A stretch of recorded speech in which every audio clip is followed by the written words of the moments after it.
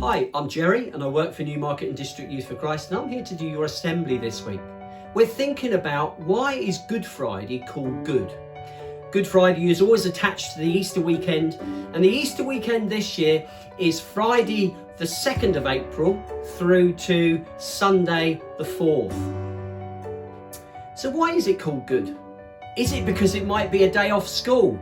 School is never happening on a Friday. It could be because your parents have the day off and it's more of a family together day. I know that's what it was like for me when I was your age.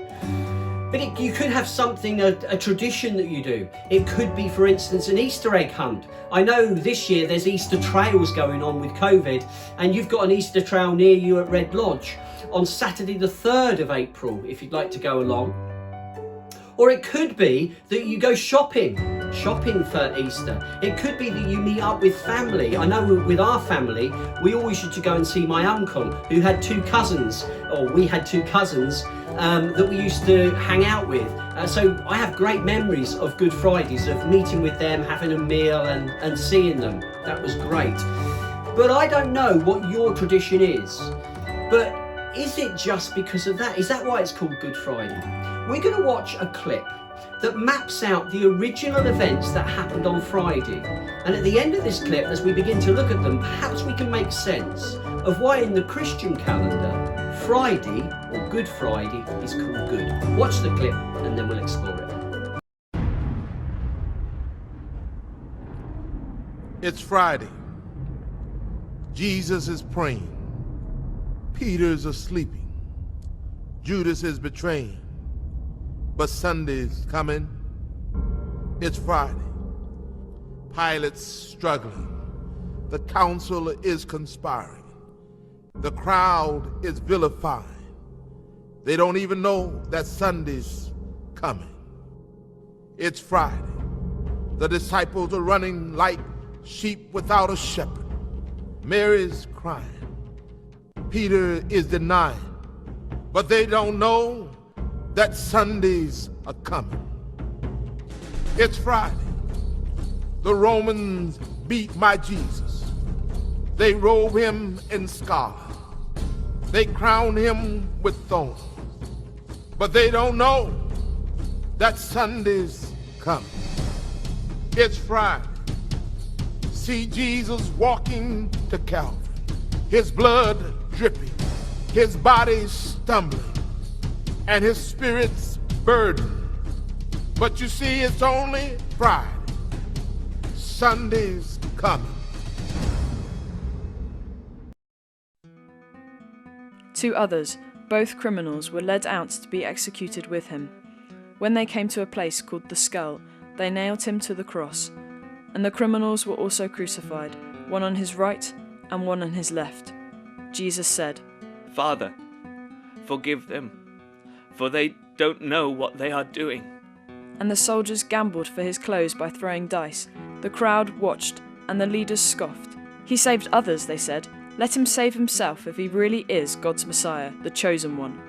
The soldiers mocked him too, by offering him a drink of sour wine. They called out to him, "If you are the King of the Jews, save yourself." A sign was fastened to the cross above him with these words, "This is the King of the Jews." One of the criminals hanging beside him scoffed, "So you're the Messiah, are you? Prove it by saving yourself and us too while you're at it." But the other criminal protested, "Don't you fear God, even when you've been sentenced to die? We deserve to die for our crimes, but this man hasn't done anything wrong." Then he said, "Jesus, remember me when you come into your kingdom." And Jesus replied, I assure you, today you will be with me in paradise. By this time it was noon, and darkness fell across the whole land until 3 o'clock. The light from the sun was gone. Then Jesus shouted, Father, I entrust my spirit into your hands. And with those words he breathed his last. At that moment the curtain in the sanctuary of the temple was torn in two from top to bottom. The earth shook, rocks split apart, and tombs opened. The Roman officer and the other soldiers at the crucifixion were terrified by the earthquake and all that had happened. They said, "This man truly was the Son of God." And many women who had come from Galilee with Jesus to care for him were watching from a distance. As evening approached, Joseph, a rich man from Arimathea who had become a follower of Jesus, went to Pilate and asked for Jesus' body, and Pilate issued an order to release it to him. Joseph took the body and wrapped it in a long sheet of clean linen cloth. He placed it in his own new tomb, which had been carved out of the rock, and he rolled a great stone across the entrance and left. The tomb was sealed, and guards posted to make sure the body was not stolen. I hope you enjoyed the clip. It's mapped out for us the whole of that day. And one wonders why we call it Good Friday. To me, it seemed like bad news for Jesus, his friends, and his family. So why isn't it called Bad Friday and called Good Friday instead? So let's go through it and see if we can make sense of why it's called Good Friday. So for Jesus, well, he's had a meal, I suppose that's good. But after the meal, we're told his friends fall asleep when he asks them to pray. While they're sleeping, another friend is betraying him. Then he comes with some soldiers and is arrested. Then he's taken away and actually put before the leaders in the court. While that's happening, a friend called Peter denies knowing him even. Then people in the court lie about him, and actually it gets really serious when he goes in front of the Roman called Pilate. Then, with all the lies and all the crowd's pressure, Pilate then sentences him to die. And then he's beaten and flogged and spat at. He has to carry his own cross to a place called the Place of the Skull, or Golgotha. And then he's executed. Sounds a really bad day. And then finally, he is buried in a new tomb. And what about the disciples, Jesus' friends? Well, again, their day started with a meal with Jesus, so I suppose that was good. But then they fall asleep and feel really bad that they've let their friend down. They then see their best friend arrested, marched off. They all run off, scared for their own lives, thinking that they might be next. They're then living in fear while he, their friend, goes to a trial. In fact, the one would say, I don't know about going to a trial, I went to see what was happening and I even ended up denying knowing him. I feel so dreadful with myself that I let my best friend down.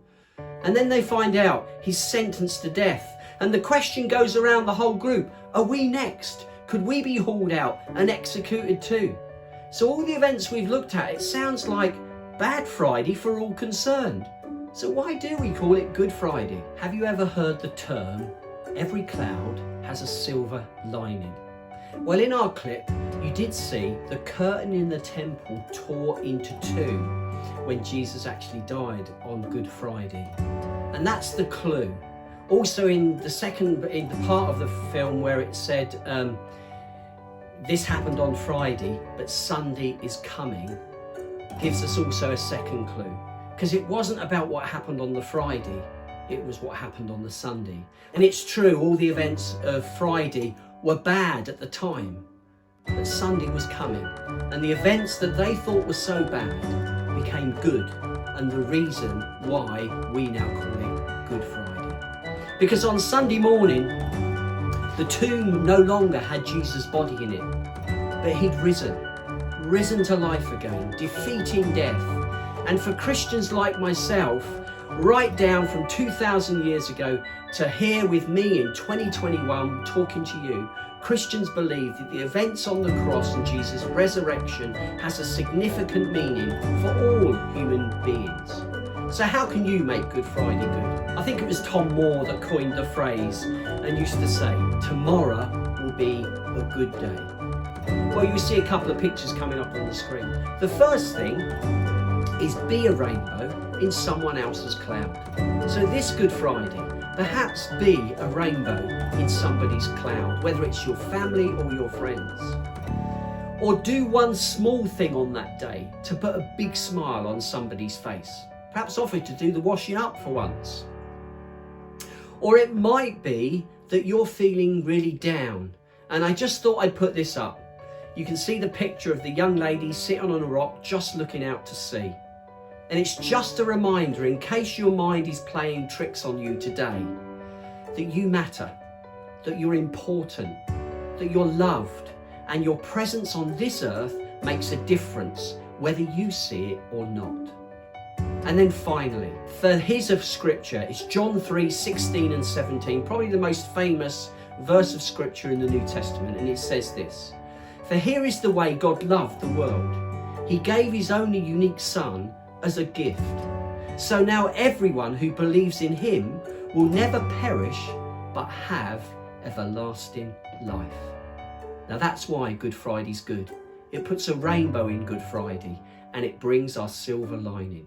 So have a great Easter, and as you're over that Good Friday time and into Easter Sunday, perhaps pay a thought to the events that happened and why Good Friday is now called good.